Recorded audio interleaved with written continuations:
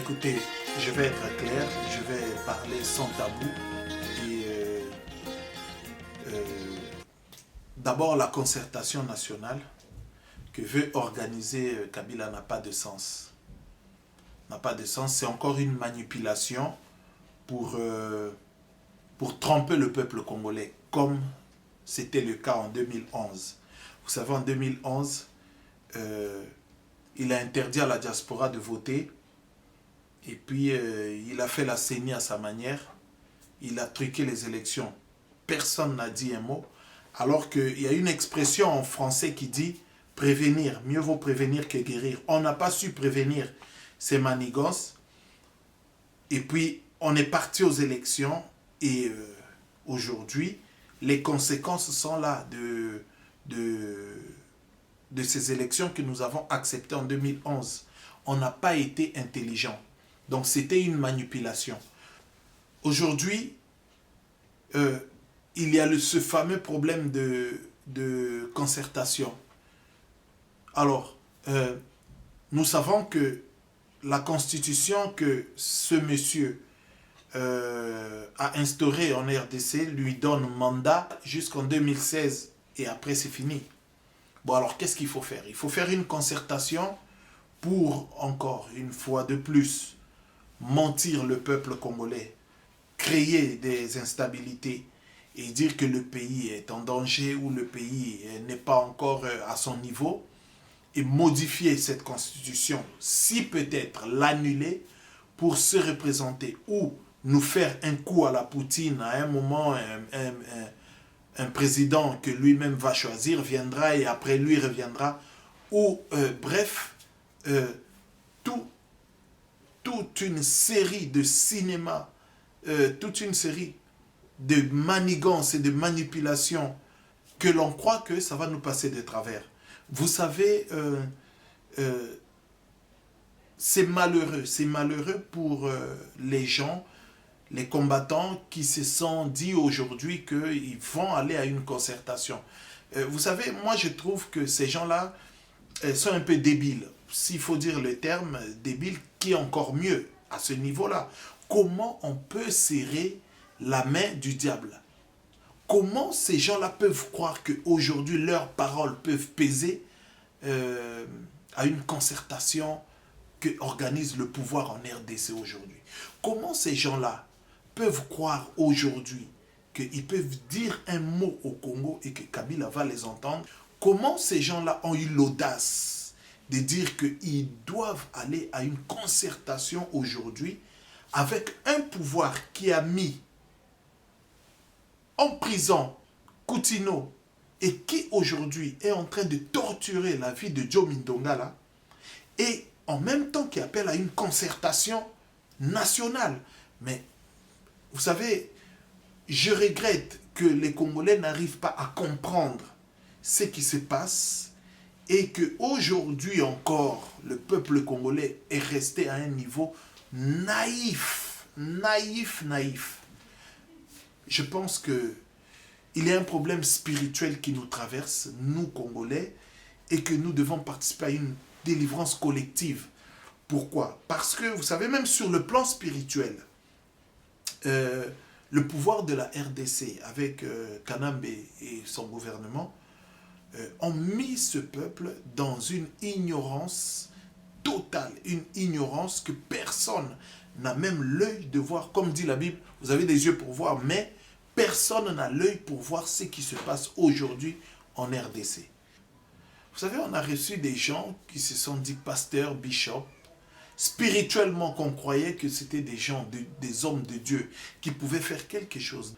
Prier pour la délivrance de la RDC. Aujourd'hui, ces mêmes personnes sont venues nous présenter toute une série de cinémas comme quoi on met des gens dans les bouteilles et insulter les femmes et d'autres montrent leurs vêtements que je suis... On a réduit en rien la diaspora congolaise. Ce que nous devons faire aujourd'hui, c'est quoi? Nous ne devons pas donner nos fesses comme ça à un pouvoir qui est en train de torturer notre peuple pour que celui-ci puisse encore bien nous la mettre profondément. Mais le problème que nous devons faire, nous devons avoir, nous, une contre-concertation nationale au Congo qui doit se transformer par une concertation inter-congolais de la diaspora pour que nous puissions créer une base. Et cette base va nous permettre que nous puissions trouver l'alternative la plus correcte pour trouver un nouveau président de la République au Congo qui incarnera un changement et le changement le plus définitif. C'est ça. C'est ce que nous devons faire.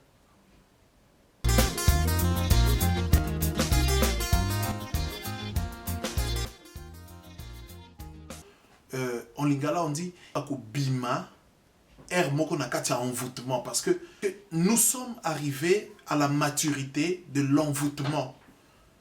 Oyo ba pesa kibiso banda kala envoûtement oyo banda ki banda kala banda indépendance ti lelo. Elo on a lingina loba eza oyo. Omoni Kabila a commis na fin ya mandat na ye. D'accord? Constitution oyo ye moko asalaki. Constitution oyo ye moko a créé na pouvoir na ye et sur le fait accompli. Ça veut dire qu'il faut atika pouvoir. Qu'est-ce qu'il veut faire? Alingi abenda batuna concertation. Pour na rolobanini que Mbokeza en danger, Mbokeza mabe, et bien sûr Mbokeza en danger eza mabe. Le seul mabe oyo eza na Congo lelo eza Kabila. Le seul danger oyo eza na Congo lelo ezali pouvoir na ye. Eza le pouvoir le plus dangereux pour une population. Pouvoir moko efandi sur base ya génocide. Ezalakate. Ezalakate. Rwanda na Congo ba pouvoir oyo efandi pilier nango génocide. Non, c'est inacceptable. Et ça terme nanga favori, et ça inacceptable. Tokoki kondima lisusu biloko anate. D'accord. Abengisi concertation. Non. Il convoque une concertation pour se servir de cette concertation, déstabiliser les institutions et le pays et reformuler une autre constitution qui pourra l'autoriser à continuer son mandat. Mais non, on ne prend pas les gens pour des débiles. Nous ne sommes pas des débiles. Nous, ce que nous voulons au Congo, c'est quoi? C'est qu'un pays à ce niveau-là, avec ses richesses et sa valeur, puisse vivre à son niveau. Ce que nous souhaitons pour le Congo, c'est quoi? C'est que le peuple congolais, enfin, puisse retrouver un chemin de la liberté, un chemin de ses valeurs, un chemin qui est au même diapason que les richesses de son pays. Toui on dit maté lelo na Congo, bato bazala kaka, ba mama mikolo, ba tchaka ba cantine na mutu na bana na Congo. Pona ko kitana se ko kendo luka mai na kati ya bazamba alors que eza pays ya ba grand lac, pays ya mai. Il y a beaucoup de situations comme ça où on peut expliquer au bon moment que aujourd'hui il faut tourner la page. Un président qui n'a que armes, assassinat, qui n'a que armes, poison, qui n'a que armes, tuer. Ça ne vous dépasse pas? Moi, ça me dépasse. Mais comment on peut aller à une concertation avec de telles personnes? Dites-moi depuis quand on peut serrer la main du diable?